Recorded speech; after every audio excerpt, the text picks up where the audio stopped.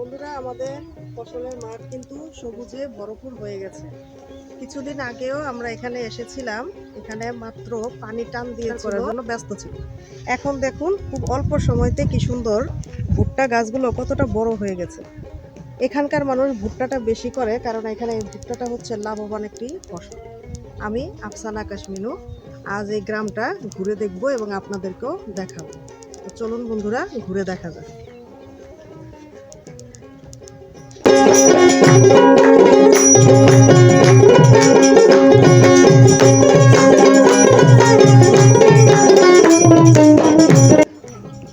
সুজলা সুফলা শস্য শ্যামলা আমাদের এই সোনার দেশ বাংলাদেশ। ফুলে ফলে শস্যে সৌন্দর্যে ও রূপে বৈচিত্র্যময় এদেশের প্রতিটি জিনিস মোহনীয় ও আকর্ষণীয়। এর অনুপম সৌন্দর্যে বিমুগ্ধ হয়েই কবি গেয়েছেন, আমার সোনার বাংলা আমি তোমায় ভালোবাসি। বাংলাদেশ গ্রাম প্রধান দেশ এবং এক একটি গ্রাম যেন প্রকৃতির লীলা নিকেতন। যেদিকেই তাকাই না কেন সবুজের বাহার, সবুজের সমারোহ। এই অপূর্ব দৃশ্য দেখলেই আহা, চোখ যেন জুড়িয়ে যায়।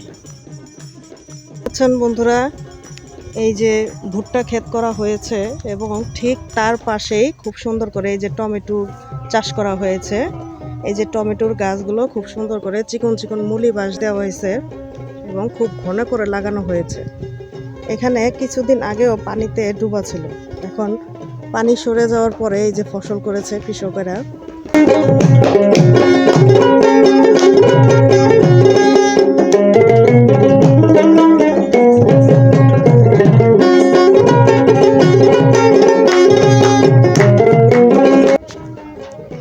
বন্ধুরা, যত দূর চোখ যাচ্ছে মাঠ ঘাট প্রান্তর যেন আমার চোখ ও মন জুড়ে যাচ্ছে। এত সৌন্দর্য, এত সবুজ প্রকৃতির সমারোহ দেখে আমি সত্যি সত্যি মনোমুগ্ধকর হয়ে গেছি। বাংলাদেশ প্রকৃতির রূপের ভাণ্ডার। এদেশের সুজলা সুফলা শস্য শ্যামলা প্রাকৃতিক সৌন্দর্যে আমাদের নয়ন মনে তৃষ্ণা মিটে। বাংলার প্রকৃতির রূপে মুগ্ধ হয়ে বাংলা ভাষার শ্রেষ্ঠ কবিরা কত অপূর্ব সুন্দর কবিতা ও গান রচনা করেছেন। কবিদের ভাষায়, ধন ধান্যে পুষ্পে ভরা আমাদের এই বসুন্ধরা, তাহার মাঝে আছে দেশ এক সকল দেশের সেরা। সত্যি বন্ধু, আমি যতটুকু দেখছি আমার কাছে আমার দেশই সেরা মনে হচ্ছে। গ্রাম বাংলার সৌন্দর্যই এদেশের প্রকৃত সৌন্দর্য। এই বাংলাদেশের মাঠে মাঠে রয়েছে সোনার ফসল।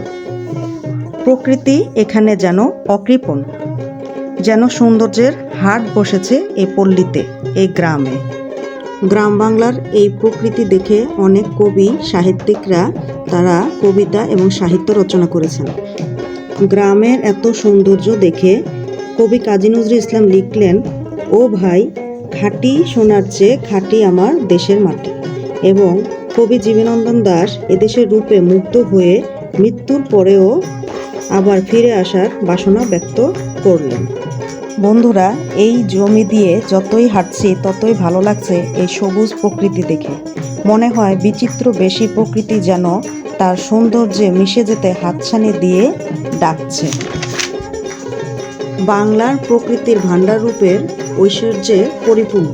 ইদানিং খুব ঠান্ডা পড়েছে ঢাকা শহরে, এখন গ্রামে এসে দেখতে পারলাম এখন সূর্যের আলো দেখা যাচ্ছে এবং সূর্যের আলোর সাথে এই সবুজ প্রকৃতি একেবারে মনোরম পরিবেশ, দারুণ লাগছে। বন্ধুরা, দেখতে পাচ্ছেন আমার পিছনে বড় একটি টমেটোর ক্ষেত করা হয়েছে এবং এই টমেটোর ক্ষেতটা, টমেটো গাছগুলো অনেকটা বড় বড় হয়ে গেছে, কিন্তু এখনো টমেটো ধরে নাই। কিছুদিনের মধ্যেই টমেটো আসবে, কারণ এখানে দেরিতে ফসল করা হয়। আর এখানে রয়েছে ভুট্টা করা হয়েছে, এই ক্ষেতেও অনেকটা জায়গা জুড়ে ভুট্টা করা হয়েছে। আর সামনে একটু গেলে আমরা দেখতে পারবো যে ভুট্টা গাছগুলো অনেকটা বড় হয়েছে। এটা সবেমাত্র করা হয়েছে এবং ভুট্টার ফাঁকে ফাঁকে ধনিয়া পাতাও করা হয়েছে। বন্ধুরা, শীতের সময় একটু সূর্যের আলো দেখা যাচ্ছে, সূর্য যেন একটু উঁকি মেরে দেখছে। এবং আমাদের কাছে এই বিকেলবেলা এই সোনালি রোদে খুবই দারুণ লাগছে। এবং যতটা হাঁটছি এবং দেখছি শুধু ভুট্টা আর ভুট্টা একেবারে চারদিকে দেখতে পাচ্ছেন। এই জমির ভুট্টা গাছগুলো অনেকটা বড় হয়েছে। তার পাশেই যে জমিটা রয়েছে এখানে ভুট্টার সাথে ধনেপাতাও করা হয়েছে। এগুলা হয়তোবা দেরিতে করা হয়েছে, তাই গাছগুলো অনেক ছোট ছোট। চারিদিকে সবুজ আর সবুজ, সবুজের সমারোহ দেখে খুবই মনোমুগ্ধকর, দারুণ লাগছে। দেখতে পাচ্ছেন আপনারা সূর্যের আলো কিভাবে চেহারার মধ্যে পড়ছে। গ্রামের মাঠ প্রান্তর একেবারে ফসলে সবুজ হয়ে উঠেছে। এই ভুট্টা চাষ এবং তার ফাঁকে ফাঁকে ধনেপাতা করা হয়েছে। একসাথে দুটি ফসল পেয়ে কৃষকেরা খুবই খুশি এবং লাভবান হয়। কিছুক্ষণ দূরে দূরে গেলেই এই পল্লীতে, এই গ্রামে যতটুকু দেখতে পেলাম, এক পাশে ভুট্টা এবং অন্য পাশে টমেটো করা হয়েছে। আপাতত এই দুটি ফসল ছাড়া আর কিছুই দেখা যাচ্ছে না। প্রকৃতির এত সৌন্দর্য দারুণ। বন্ধুরা, এই যে এক পাশে ভুট্টা ক্ষেত করা হয়েছে এবং এই জায়গাটার ভুট্টার গাছগুলো অনেকটা বড় বড় হয়ে গিয়েছে। আর ঠিক তার অপোজিটেই, তার বিপরীত পাশে দেখতে পাচ্ছেন এখানে টমেটো গাছ লাগানো হয়েছে। তো এখানে ভুট্টাটা অনেক বেশি করেছে, দেখা যাচ্ছে মাঠের পর মাঠ, প্রায় ভুট্টার চাষই বেশি করা হয়েছে। কারণ ভুট্টা হচ্ছে খুব অল্প সময়ের মধ্যে খুব ভালো ফলন পাওয়া যায় এবং তার দামটাও নাকি অনেক বেশি। এর জন্য কৃষকেরা লাভবান হওয়ায় ভুট্টাটাই বেশি করেছে।